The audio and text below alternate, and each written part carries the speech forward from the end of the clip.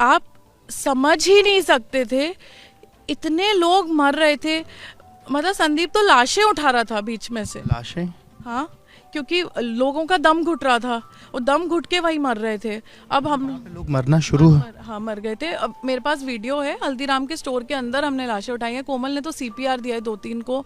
मतलब एक तो इंसिडेंट है, मैं आपको वीडियो शेयर कर दूंगी। पेरेंट्स अपना बच्चा संदीप की गोदी में छोड़ के भाग गए।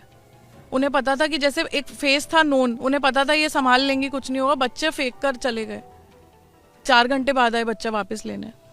जितने लोग हम सेव कर सकते थे उन्हें अंदर बुला रहे थे, पानी पिला रहे थे, होश में ला रहे थे, दूसरी तरफ से निकाल रहे थे, रास्ता बनाने की कोशिश कर रहे थे। सामने आश्रम में रिक्वेस्ट करके हमने कोशिश की कि कुछ बच्चे उसके अंदर चले जाएं। भीड़ में मतलब ये लोग गिर गए भीड़ में, भीड़ ने हम पे भी पैर रखा।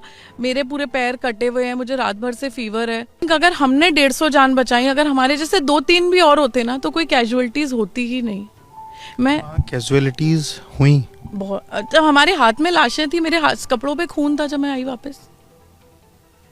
और मुझे नहीं पता कि क्या पिक्चर बाहर सब लोग दे रहे हैं, बट 8:30 बजे से मैं लाशों के भी मोबाइल उठा के हॉटस्पॉट लेकर सबको कॉल कर रही थी। जितने प्रशासन के लोगों के मेरे पास नंबर हैं, मैंने हर एक व्यक्ति को कॉल करके इन्फॉर्म किया। लोग